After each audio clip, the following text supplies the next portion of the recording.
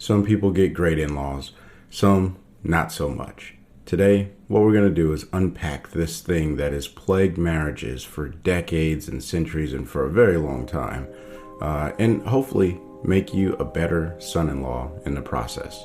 Stay tuned. Welcome to the Husband's Coach's Corner, the podcast that teaches husbands how to love their wife every day and become better men in the process. I'm your host, Chris Scott, aka The Husband Coach. Welcome back to the Husband Coach's Corner. Today, we are going to be looking at some ways of dealing with challenging in-laws. Now, this could be your parents or it could be your wife's parents. We're going to go over some steps that you can take to engage with both sets of parents and hopefully build relationships that are of quality and value moving forward if this is something that you struggle with. If this is not something that you struggle with, the steps and techniques will still be applicable, especially if you find yourself in this situation, but more so in the continuing to build the relationship with your in-laws. So throughout this episode, I'm going to be somewhat generic because this challenge manifests itself in many, many different ways.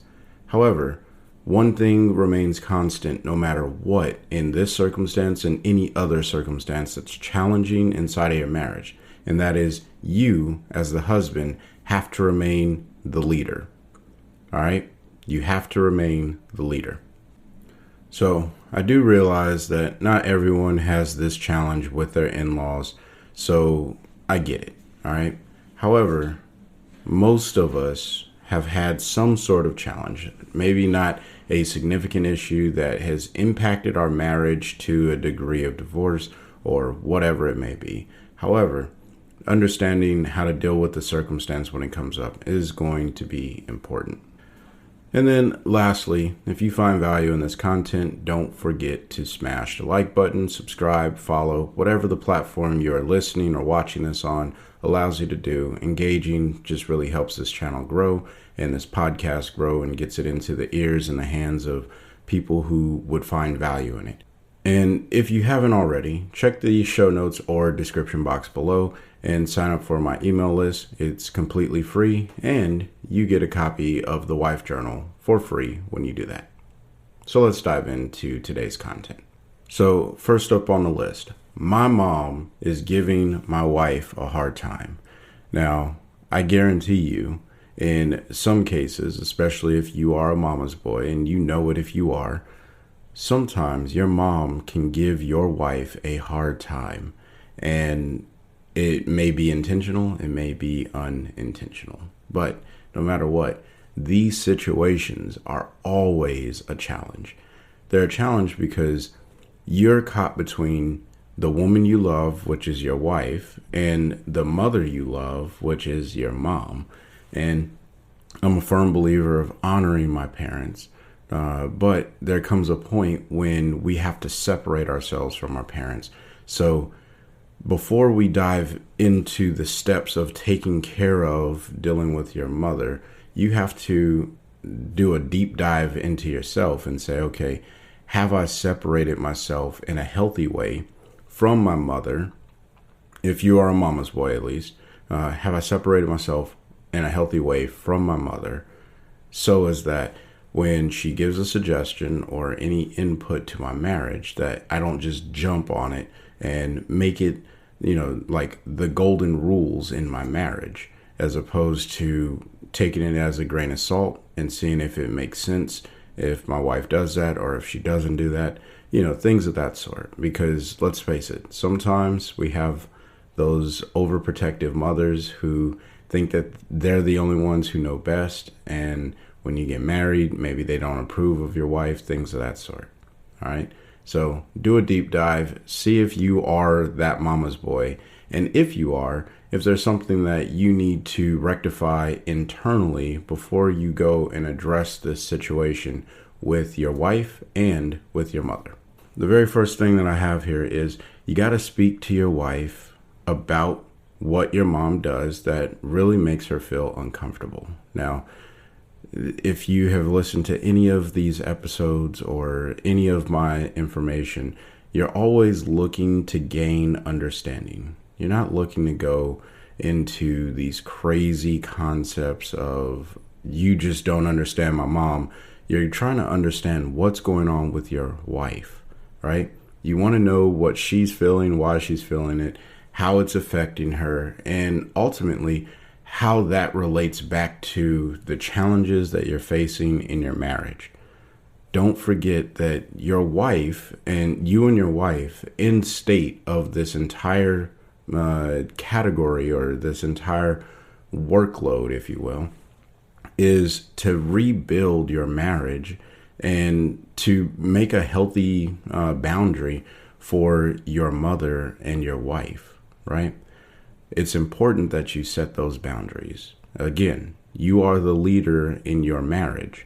If you relinquish control of your leadership and you give it to your wife in this circumstance, it can send the wrong signal that it's not such a big deal, that your mom is interjecting or whatever, causing some conflict in your marriage, and it'll make your wife feel abandoned, or it'll make your wife feel like, well, if it's not a big deal, then I'll just be passive about it. And being passive in your marriage is never going to end well, because over the years that will turn into resentment, and you may find yourself in a much deeper situation later down the line. So my recommendation is you go and you work through these challenges as they come up and set those healthy boundaries, but making sure that, you honor your mother and you take care of her, but that you're safeguarding your wife and you're taking care of her at the same time. So when you're talking to your wife about your mother, make sure that you're not providing necessarily a defense for your mom, but you are making it very clear, like, hey, this is my mom and I really love her, especially if you are that mama's boy. All right. It's important that your wife understands that you love your mom and that this circumstance, you guys can work through it and figure it out. But you need your wife to be respectful at the time that she's talking to you about her mother. All right. But don't make a defense for your mom. Things like, oh, well, that's just the way she is. Or maybe you're just not getting what my mom is trying to say. Or the worst one that you can make about your mom in a circumstance where your wife and your mom are not meeting eye to eye is, my mom isn't that bad, right? Because in your wife's mind, as soon as you say that, you're not hearing what she says. So don't provide a defense for your mom, but set some clear boundaries that, this is your mother, and like you get sensitive, right? It's your mom. She took care of you. So just make sure that you set boundaries. All right. I'm not going to keep rambling on about that. Okay. So after you've talked to your wife, now it is time for you to go talk to your mom. I will note you can do these in either order that you want, but I think it is better for you to talk to your wife first so you can gain understanding as to what it is your mom, and this could absolutely also be your dad, right? If your dad is causing issues, but whichever parent, right? Talk to your wife first, understand where the challenges are coming from, and then go and speak to the parent that is causing the challenge in your marriage. All right. Now, when you go to speak to your mom, obviously you have to speak to her with respect, or to your parent, your mom or dad, speak to them with respect, but make sure that you set a very clear end state for that conversation, that you are looking to build the relationship, and make sure, based off of the understanding that you have with your wife or from your wife, that you go into this conversation with your parents pretty much saying, hey, I need you to understand you guys are doing XYZ and it's causing this in my marriage. And we have to find a way to, circumvent that or keep that from happening altogether. And this, sets the tone. Now, from there, you can have a very respectful conversation, I believe, and not all families operate the same. I get it. If you have a challenging family to deal with, then maybe it is better to have a third party present to help mediate and facilitate the conversation, just to make sure that it doesn't spin off into the wrong direction. So very important that you have some structure in your conversation so you can reach your end state, and you should be driving towards that end state, but also taking a little bit of a detour to hear the why behind the what in a lot of the circumstances. And that is a very complicated conversational skill, I'll be honest. But if you are pretty good at having conversations and you can move down, a detour just to get back to where you were trying to go, then I think that it's value added. So here's the deal. When you go talk to your parents, this is what you want to have in mind as far as those end goals are. One, you want to give your parents understanding of how the actions impact your marriage. I think I already covered that one. The second one, you want to develop ways that your parents and your wife can reconcile. Now, this is really important. Reconciliation after there's been some sort of trauma or some sort of misunderstanding, whatever the case may be. You want to reconcile with your family and make sure that everyone understands what that reconciliation looks like. It's not going to happen overnight. You're not going to grab hands and sing Kumbaya and have a good time.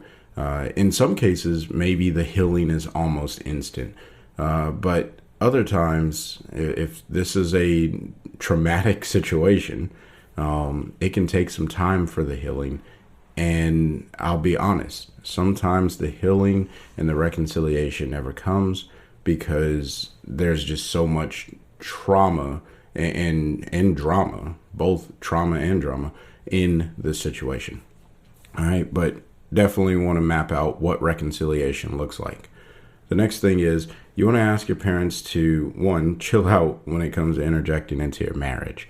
Chill out, that's obviously a non-doctrinal term. However, I think it gets the point across. You want your parents to take a pause before they interject into your marriage. Now, this should be fairly simple for many parents to follow. I think that a lot of parents, they don't necessarily mean to interject into a marriage in a negative way, but sometimes that still happens, right? So when you have identified what it is that they're doing and you set that tone, you can say, hey, before you make a comment about the way that my wife takes care of the house, I need you to come talk to me first, maybe, right? Instead of making these open statements. And the worst is if it's on Facebook. Man, social media, that is a terrible place to air dirty laundry. If that is what you are doing, I highly recommend you stop doing it. If social media seems to be the place where your parents or your in-laws are airing all of the social or the drama or the issues that you guys are having, you definitely want to call that out because no one wants to be embarrassed. Very few people enjoy being embarrassed. So definitely should call that out and say, hey, if we have a problem, let's talk about it between the two of us or the three of us or how many ever people so we can come to a resolution. All right. But moral of the story, you want to set the clear tone that you're going to ask your mom or your dad to just take a pause before they interject anything, and then decide where and when the appropriate time to interject is. And then the last thing, and this is by no means an exhaustive list, by the way, but the last thing is to set clear boundaries for your marriage. You have to set clear boundaries for your marriage. Otherwise, the line in the sand, so to speak, it can easily be blown away just because a parent feels that they have some sort of obligation to do something for their child, or they feel like they have a sense of entitlement that they can do something on behalf of their child. So my recommendation, set clear boundaries, make those hard stops, or at least very cautionary stops. So before a parent decides to cross that line, they at least understand if that is a welcomed intrusion to the marriage, or if it is an unwelcome intrusion. Because if they know that it's unwelcome and they do it anyway, then they're just being, they are making a decision that they understand it is not beneficial for the marriage, but they're still doing it anyway. And that could be a whole nother problem. So something to discuss with your parents there. This two-step process is not always going to work. Talking to your wife and then talking to your parents, it's not always going to work. Families are complicated. Relationships are complicated. They're complex. There are a lot of different things that happen in these relationships. However, doing this two-step process will get you closer to, at bare minimum, understanding both parties and what's going on. Now, if neither one wants to talk about it, your wife, she withdraws and says, you know what, I don't care, I don't want to talk about it, and then you try to go talk to your mom and dad, and then they're doing the same thing, then this is a clear indicator that you probably need some form of counseling between you and your wife first, and, just getting your wife to open up. Because if your wife is willing to withdraw from you at this stage, there's probably more issues in your marriage than just your parents. And yeah, if your wife is not willing to open up, this is a clear indicator. You probably need to go get some more clinical help with a counselor that can help, mitigate or at least get your wife to open up, or help facilitate your wife sharing what she feels when things are happening in your marriage. And maybe your in-laws or your parents, her in-laws, are not the biggest elephant in the room, so to speak, right? So just keep that in mind. Now we're going to transition to your wife's parents or your in-laws. And this is probably what most of you clicked on this episode for. So I'm going to be very straightforward and brief. When you have a problem with anyone, you need to go and reconcile those differences. Gain understanding of why the problem exists first. This isn't rocket science. This isn't anything overly complicated. Where you're going to need the assistance is when your in-laws are confrontational or combative, and it's very challenging for you to go and have these conversations. But if they're willing to have a conversation with you, you got to check your emotions. I talked about that in previous episodes. All right. Check your emotions and just sit there and hear what they have to say. And the goal is to seek understanding. Now, I do recommend that you talk to your wife first and have that conversation and just say, hey, your parents, they do this. And when they do it, it makes me. And then you guys go down that line. So that way your wife has understanding, because if she can talk to them as well, then, and going through the exact same steps as I covered when you talk to your parents, you're going to see at least some transformation. Now, here's the difference between being the husband as the leader of the marriage and between you and your wife. You take on the responsibility of caring for your wife. Most of the time, there is an issue with the care where in-laws interject. It could be the living conditions that you guys are in. It could be your financial circumstances that you guys are in. It could be a environmental or a cultural circumstance that you're in. So, if you identify and you gain the understanding that your in-laws have problems with you about these types of things, you should do a reflection after you gain that understanding, I mean, you should do that regardless. Once you gain an understanding, reflect on the information before you make a determination, right? But if your in-laws are saying, hey, you don't provide adequately enough for my daughter, hear what it is, the areas, ask them to specify what areas do you not provide well enough in. And most of the time they're going to tell you what it is.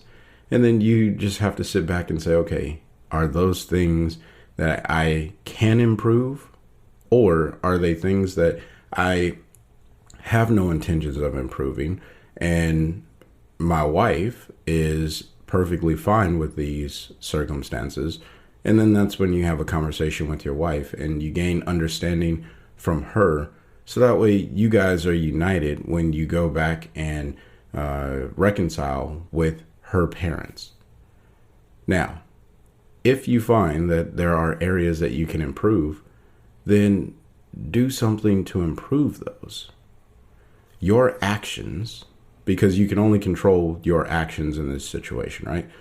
Your actions towards taking a better or a step towards improving the things that they have identified is going to pay back dividends, like over time, that you hear them and that you are doing what's in the best interest of their child.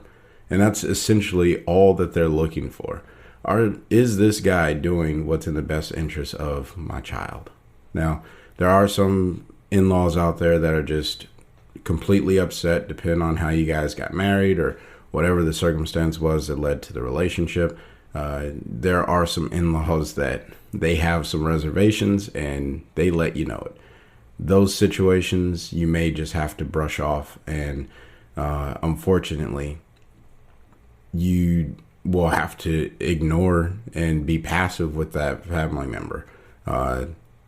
If there's no reconciliation to be had, or they don't want to reconcile, unfortunately, that is also an end state.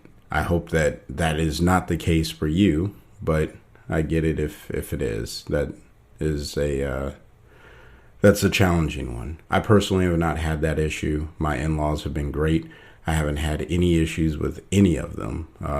My father-in-law, my mother-in-law, they've been awesome. I have great relationships with them, which leads me to my next and final point. When you set these boundaries with your in-laws, you should be building a relationship with them. What does that look like? Well, first, the relationship should be very family oriented. And I feel like I shouldn't have to say this, but I'm going to. It should not be a romantic relationship where there's some sort of sexual intimacy or anything crazy like that. I just felt like I had to give that disclaimer for anyone who may be a little confused of what I mean by building a relationship. I really mean like building a friendship with your in-laws, especially if it is something where it means a lot to your wife, because by building that relationship with your in-laws, instead of being like their enemy or always clashing with them, if you can build, even if it's just a very simple, hey, I can come over to the house, hang out with you, and we don't have to argue about every single thing. Even if the relationship is just, very, I won't say very passive because that's a little weird, but if you can just be on basic terms of communication, right? That goes a long way to rebuilding a marriage if there are issues in your marriage, especially if your wife holds your parents in a very high place in her life. So something that you should consider there. Now, the other thing that I should add as a disclaimer is don't go out and try and impress your in-laws by buying them fancy and expensive gifts. This is going to potentially lead to one of two things. First one, it shows that there's a price on their daughter, right? No matter what type of gift you get them, there is a price associated with the daughter, and this may be offensive to some parents. Now, there may be some parents that are like, oh yeah, that's awesome, give me gifts, I like it.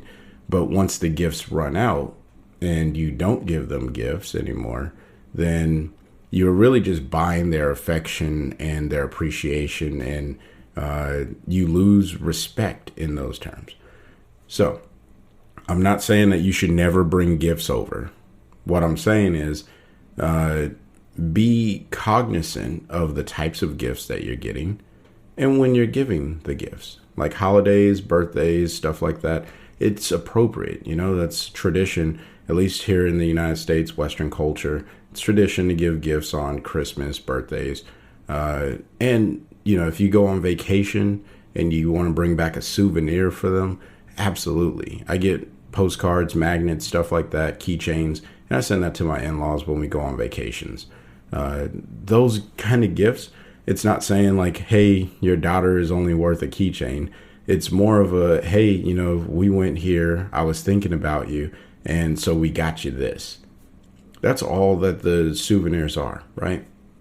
But if you're out buying TVs and computers and, just all kinds of expensive things like jewelry and stuff like that, and you're trying to win their affection by buying things, probably not the best way of building a relationship. So what does this relationship look like? It should be somewhere in the ballpark of you can pick up the phone, either calling or texting, and you can talk to your in-laws at least once to twice a month. All right.